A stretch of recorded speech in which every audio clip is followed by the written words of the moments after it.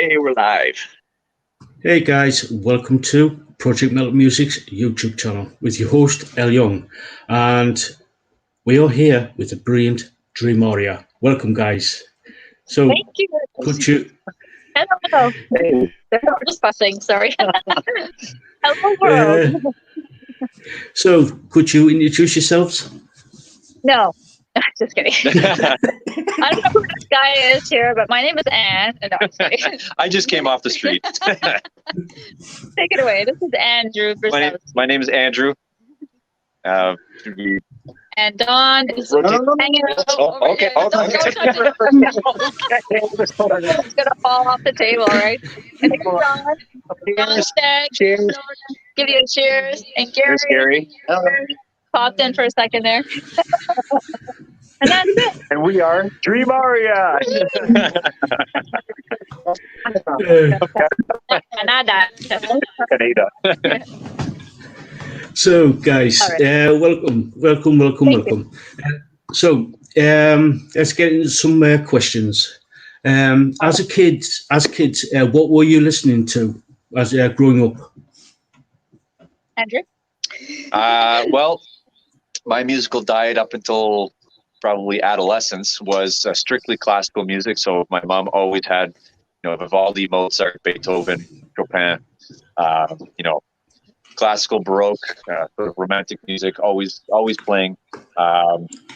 So that was kind of, that was my upbringing. And of course, having started on the violin, that was kind of imperative to training my ear and so forth. So I definitely come from, well, most of us do kind of come from a classical upbringing, classical background, but at my house was strictly classical up until I was about a teen or so. And you got into all the Boston, Van Halen. Eventually, yes. So once I started picking up the guitar, it was actually Simon & Garfunkel that kind of sort of branched out from my classical roots. Yeah. And then it was from Simon & Garfunkel to Beatles. And then, in the day, all of my friends were into Blink-182, Sum 41, sort of the pop punk bands of the day. And so I eventually started getting heavier and heavier, Boston, Led Zeppelin. And I've kind of since circled back around to 70s rock bands again, kind of listening to Boston a lot and Edgar Winter, those kinds of groups. So, I do have a very sort of eclectic, as all of us do have sort of an eclectic taste in music, but I find myself gravitating towards, it's a sort of 70s melodic rock these days. So. Cool. Pretty cool. I didn't know about some of those influences that he had. So okay. Edgar Winter and Garfunkel, yeah. Yeah, absolutely. Yeah, absolutely. Yeah, for me, it was very similar. My parents played in the Winnipeg Symphony. They both played French horn, and so the house, it was all classical music, but a lot of brass, like Brahms and Wagner and all that, but also some Mozart and Beethoven. So I grew up with that particular taste. And then I branched out to ABBA, actually. And I was really enthralled with the women's voices and the harmonies. So basically, I feel that they actually taught me how to sing.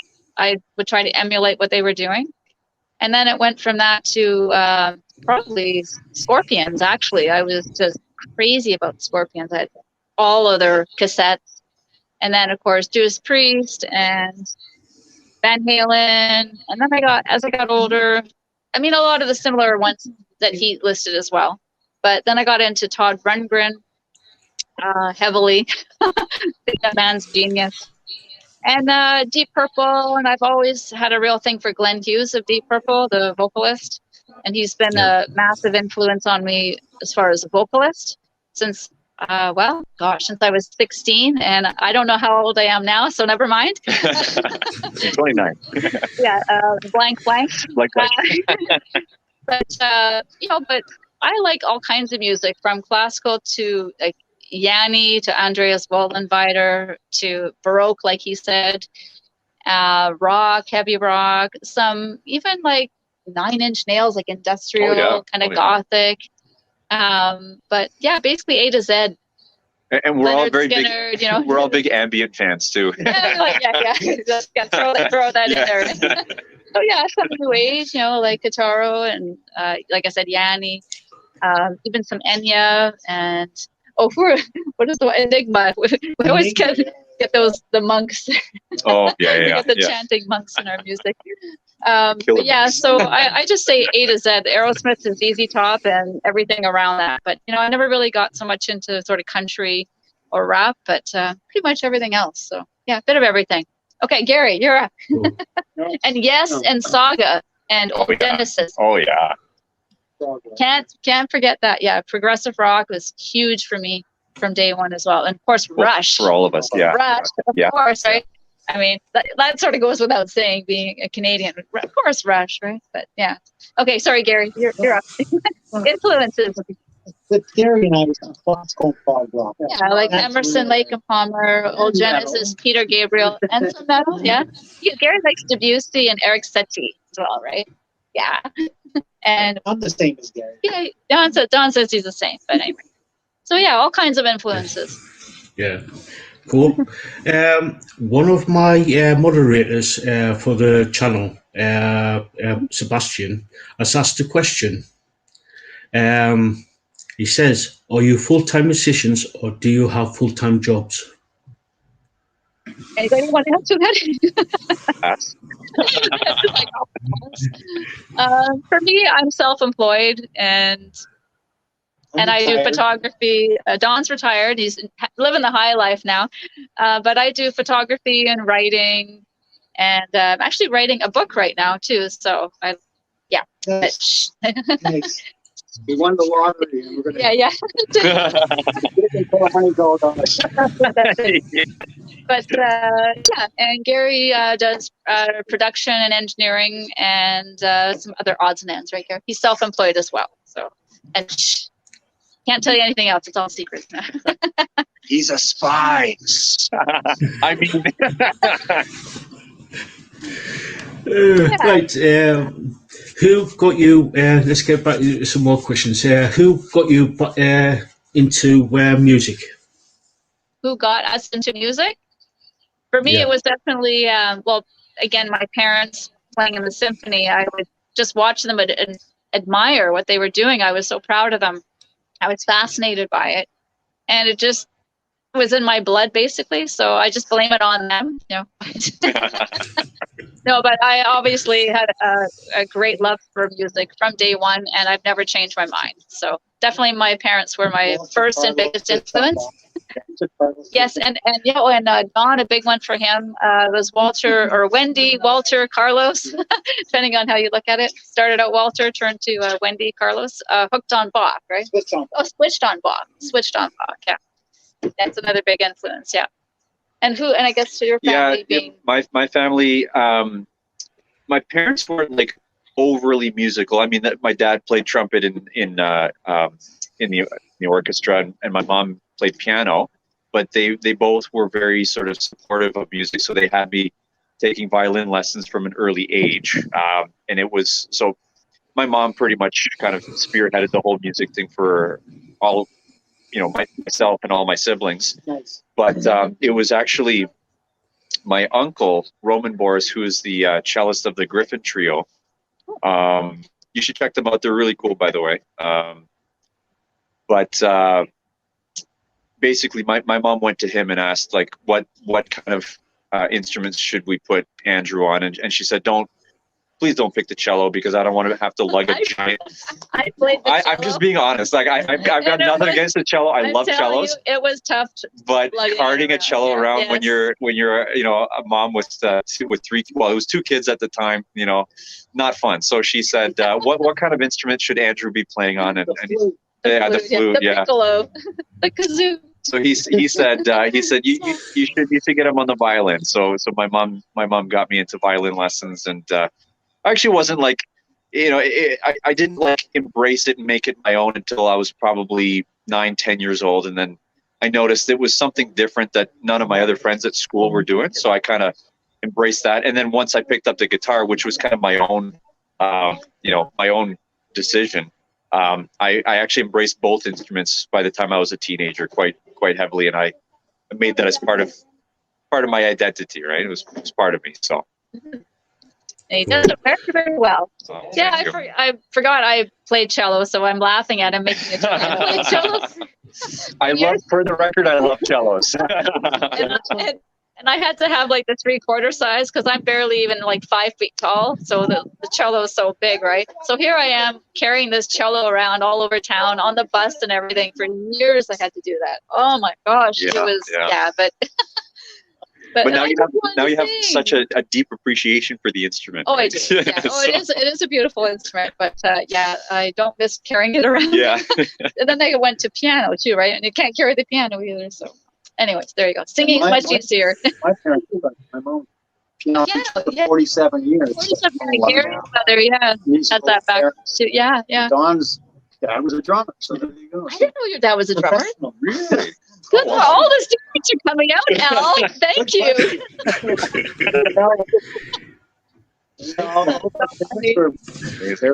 You're learning all the secrets. That's really cool. I didn't know that about Don. Yeah. So there you go. Heard for the first time today.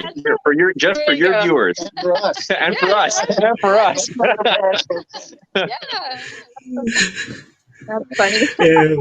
Maybe that's why the chemistry in the band. Yeah. That's it. Yeah. It was meant to be. It was meant to be.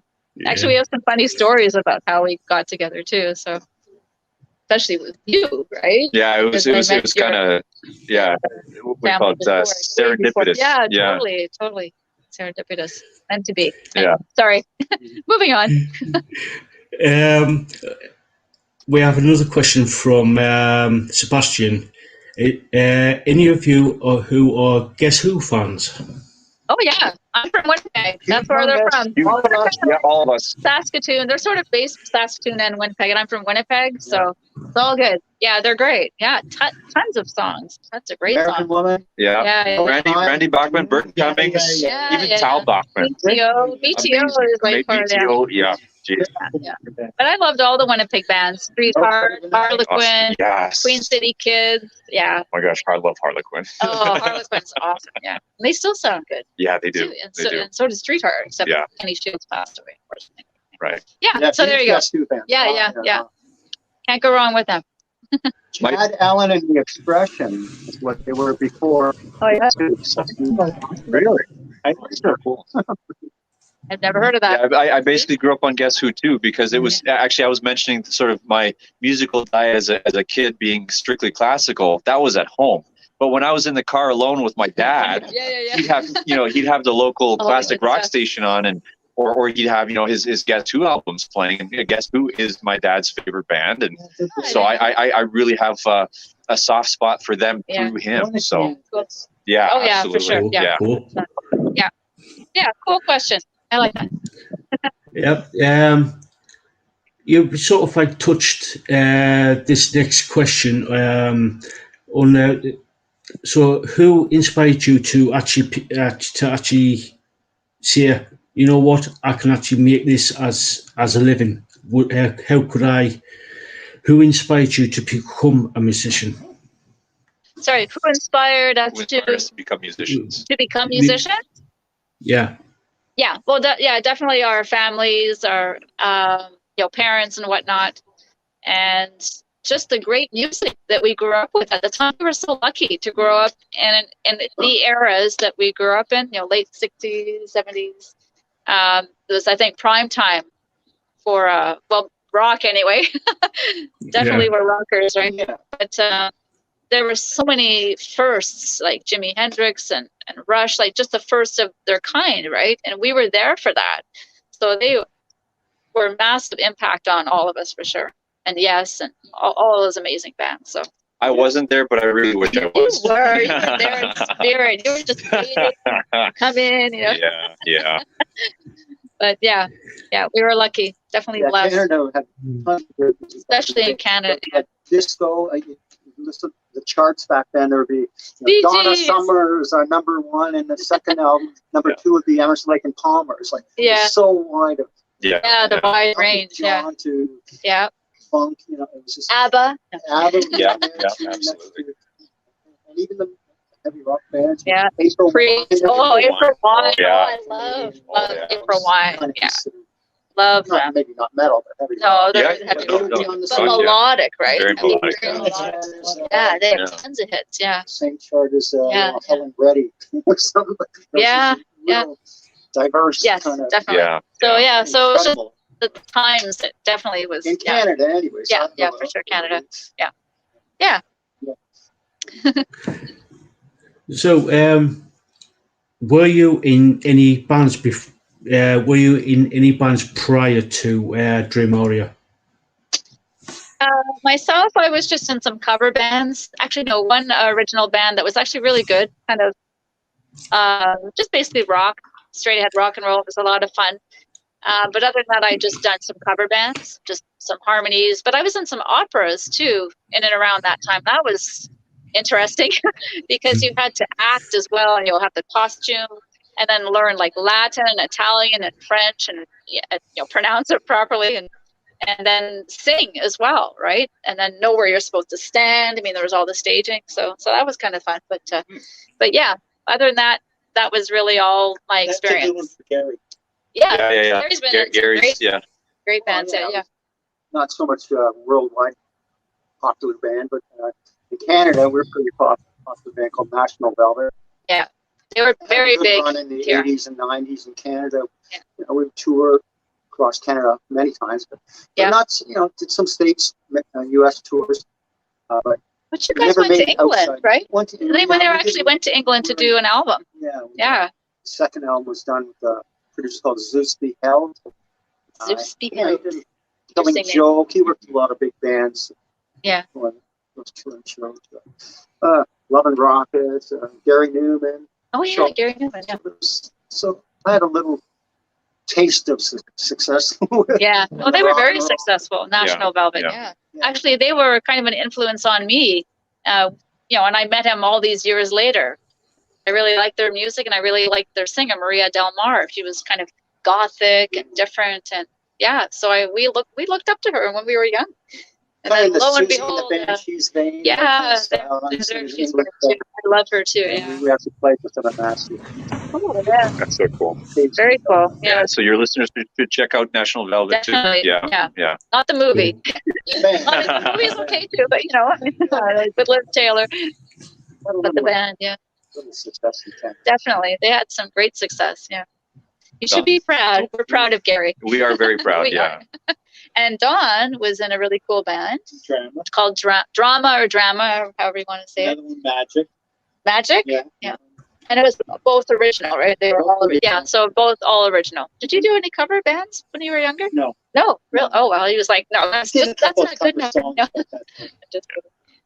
But and you've been in. I've been in a couple of projects. I've been in a few cover bands. Sort of the most significant band next to Dream Aria was actually a Ukrainian hair metal band that I had started a number of years back. Cool. And it was half original music, half arrangements of Ukrainian traditional folk songs, which were played in the style of, hair bands of the 80s. We want the album now. Yeah, so we actually never put an album out, but I have spoken with some of the guys who have decided that because we never actually released anything, we may actually in the near future, COVID permitting, actually release something. We were in the works actually before COVID started, but it's cool. Yeah, so that was my baby before Dream Aria, and I work as a session musician. So even though I'm not full time with any particular bands other than Dream Aria, of course, I get to work with a lot of other great musicians as well. So it's kind of the best of all worlds, if you will. Yeah. So it's fun doing session work. I like doing that once in a while too. Yeah. Cool. Yeah. Cool. Yeah. So, what has the band been up to, especially over these last couple of years with COVID? Yeah, that's been tricky, right? I mean, we had a heck of a time just trying to finish our 5th CD because of that. We had to put it on hold, and we'd see each other maybe once every couple of months if we were all still healthy, and we isolated, all of us. Like, we didn't see anybody. We didn't leave the house, so that we were able to get together in the studio once in a blue moon just to finish the 5th CD. Yeah, it was tricky. it was Canada's pretty strict. yeah, and it was More strict so here. than- It was very strict. Yeah, I mean, we were definitely on like severe lockdown, Probably, yeah. like most places, right? Yeah. But Yeah. we were still able to somehow release the album and plus create 2 videos, one for the professor and one for Lingua Cosmica. And then since then, it's just been about promoting. And Don's been doing some side projects of his own. And of course, Andrew and myself, I've just been doing some writing and my photography. But there's been talks, I think, right? Are we gonna write some more? I don't know. So hopefully, if Your listeners will have to wait Yeah. and see. if it were up to me, we'd be in the studio writing and recording every day, but that's just not how it goes. But I guess we'll just have to see because we're still kind of on a lockdown, right? We're not out of the woods yet, so yeah, it's unfortunate. But we're still alive. We're still promoting. We're still, chatting with our fans and friends on Facebook and Reverb Nation and Instagram. Well, maybe not so much Instagram, but definitely on Facebook. So we're still active and we're still on radio and doing interviews like with you. So yeah, we're still doing our thing, one way or the other. Cool. Yeah. Cool. Oh, you've got the whiskey. 60 years old. 60-year-old whiskey. Oh my goodness, pretty cool. Yeah. So you've mentioned Lingua Cosmica and the Professor. How did those 2 songs come about? Well, actually, I'll have to leave that up to Don and Gary's answer because you guys, they basically surprised us, which they usually do because we don't get to hear the music ahead of time. They'll just say, okay, we're ready for you to come in and hear what we've done. Like, okay. So that was, different, really trippy. Cheers. And we're like, oh, here, cheers. I don't have a drink. We're here there. I don't drink. I need water or something. Dinner of fruit juice. Fruit juice. Cheers to all the viewers. Yeah, cheers to you. Thanks for having us on. But It's only 8 in the morning here in Canada, and we're bruising. It's a typical Canadian. it is like It's 8 in the horrifying. No. But seriously, I'll have to let them, because it was a surprise even to me because it's so different, right? Very spacey and just trippy, right? So how did that come to be? Thank you. I get a water. Yay. How did Lingua Cosmica come to be? Just had an image of doing a UFO song. Yeah. So Don just said he had a vision or an idea of doing a song about a UFO. So yeah, Cool. started with that. Cheers. So here now, cheers. Cheers. Cheers. And what I love about that song too is Andrew got to do some really cool violin work on there, and he did a lot of effects on the guitar too, right? Both actually. On both, yeah. Both, yeah. So It was a pretty effects type of song. Yeah, and so some of the effects you wouldn't necessarily know he did using the guitar or the violin. So it was just super, super cool. Yeah. So then Don came to me with the idea about communicating with the aliens, and I said, well, what would that look like? How would that be? And so I just started researching different kinds of communications, and I stumbled across Lingua Cosmica.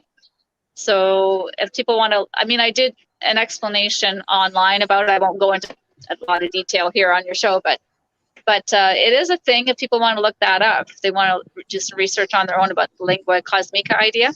But basically, it's just trying to figure out how we would communicate with aliens, because obviously our languages would be different. Mm-hmm.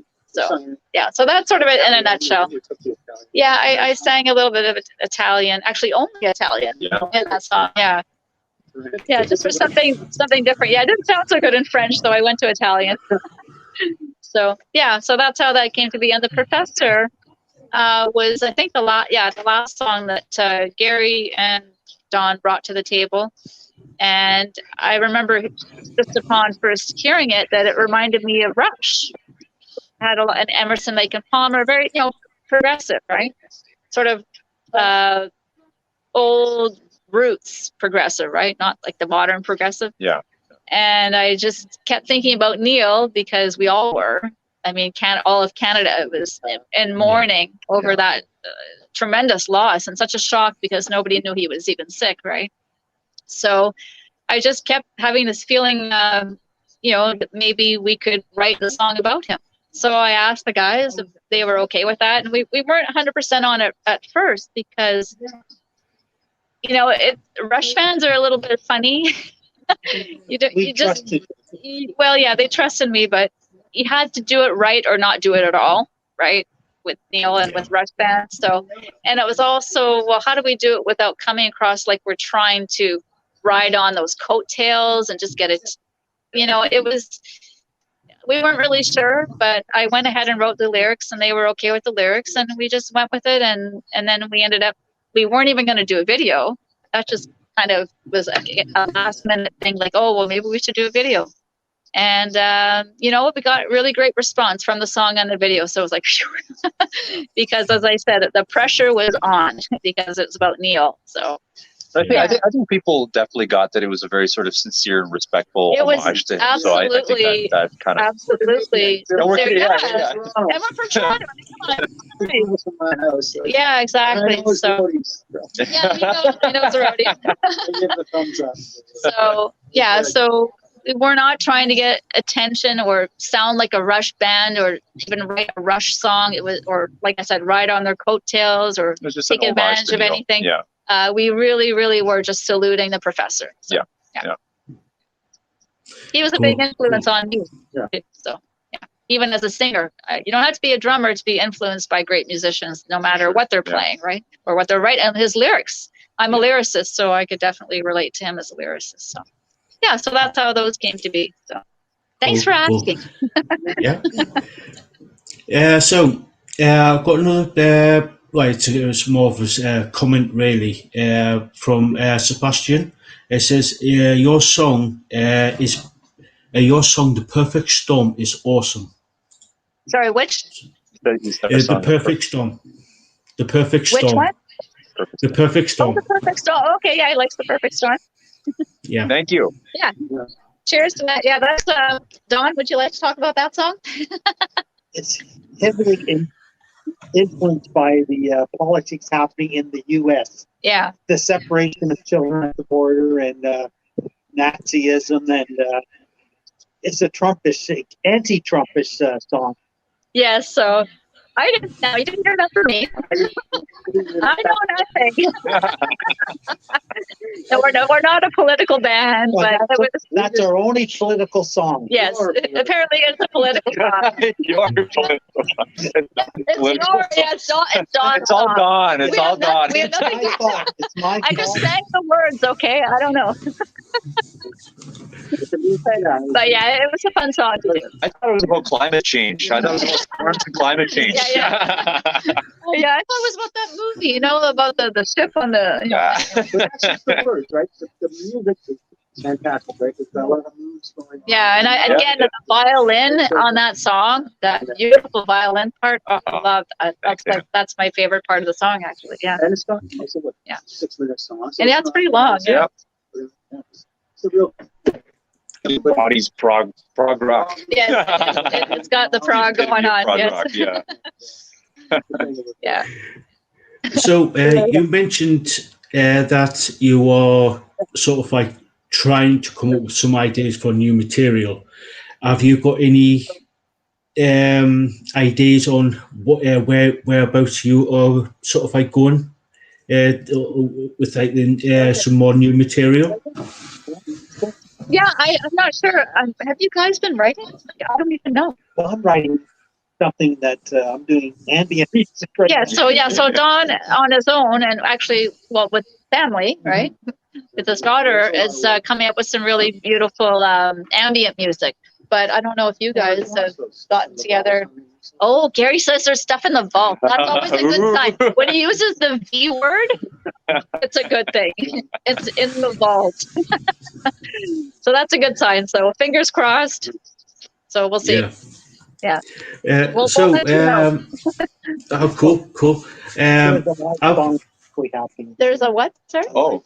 A live song? Really? What's happening? Yeah. There might be a live song happening. I don't know. Again, I'll let you know. Cheers, thank you. With COVID over, in a perfect world, COVID's over, everybody can travel. Will there be any tours? Any touring? Yeah. Oh, you know, we've never really done that just because it's an expensive endeavor. But, you know, I say never say never. So again, I'll keep you posted. If somebody wants to donate a lot of money for us to come to your place and you know, play, we'll be right over. We'll be right over. Yes. We got to get the GoFundMe. Or something. Kickstarter. Yeah. GoFundMe, Kickstarter. Or there's this new platform. What's it called now? Patreon. Oh, Patreon. Yeah. Patreon. I got to look into that. So yeah, you never know. Yeah. It would be nice. Put it that way. It would be nice. There has been a lot of festivals that interested us. Yeah. Never happened. Yeah. It's no touring up in Canada. Yeah. We're like I said, we're still pretty much on lockdown here. Yeah. Live music is pretty sparse still. Yeah. I mean, it's kind of happening here and there. Yeah. It's starting, but it's very, very slowly. Yeah. And it's just cover bands. There's like really, I mean, there might be the odd original act up there right now. Yeah. Once we win the lottery, we'll come and see you. Yeah. Right. We've got another question from Sebastian. He says, I like 10-minute songs from bands. Any 10-minute songs from you? 10-minute songs? Yeah. What's our longest song? I don't even know. Winter Storm, maybe? Winter Storm. I think Winter Storm is pretty close. Like, well, maybe not 10 minutes, but although there's also, like, In the Wake, it's almost 2 songs in one. There's, Body and Soul, which is kind of one song. Also, Blue Lady is a really long song. And, Winter Storm. And and Pandora's Box. There's, like, a prelude and then into Pandora's Box. But we don't have, like, an official long, epic 10-minute song. But nobody's got the attention span to hang on to 10-minute songs anymore. They love to do them. Yeah, and that's exactly. Now people listen to 2 minutes and then you get. And that's the thing. Everybody's attention span. It's not like. Yeah, if we were. Full album side would be wonderful.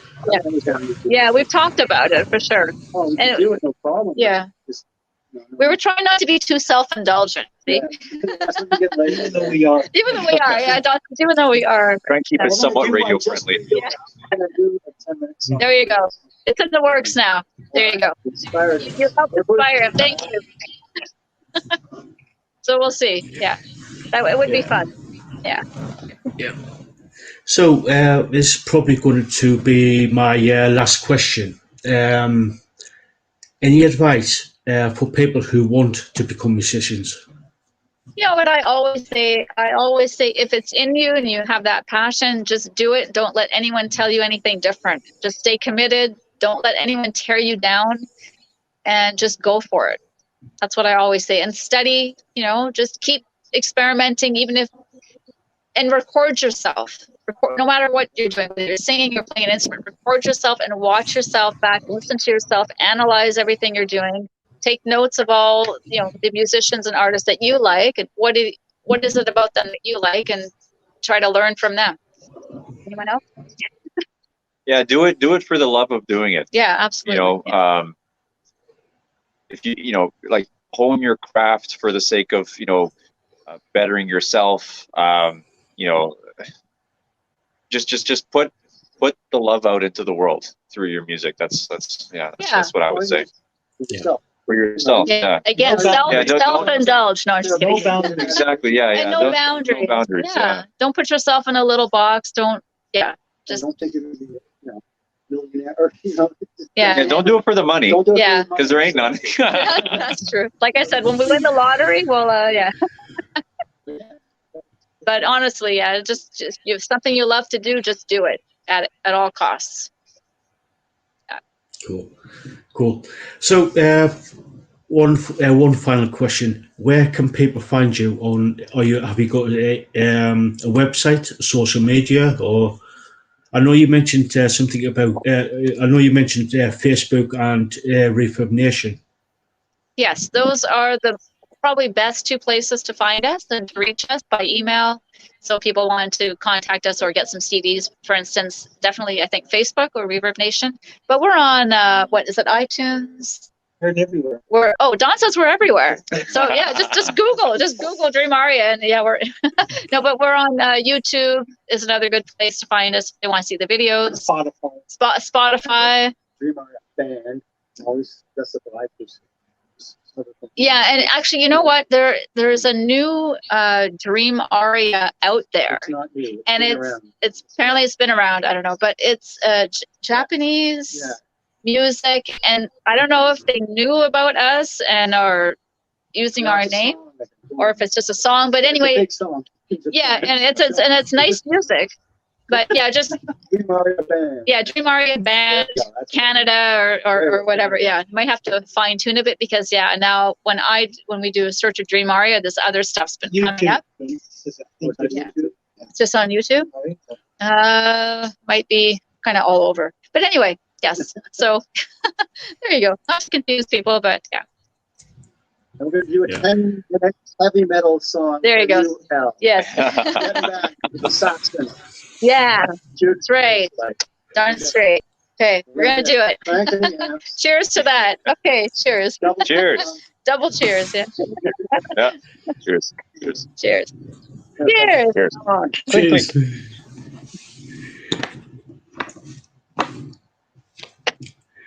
So I think that's it, guys. So thank you so much for coming on to actually doing this interview. It's been such fun talking to you guys. It's been very fun. Thanks for having us. Thank you so much. Our pleasure. We appreciate it. Yeah. Yeah. Yeah, send a note anytime. And we'll try to get you the other CDs. I thought you had maybe all of them, so we'll work on it. Send me the address. Yeah, I'll get your address for Don, okay? Right, okay. All right, okay. Thank you so much. Most excellent, eh? Most excellent, eh? Yeah. We gotta see Thank you. Thank you so much.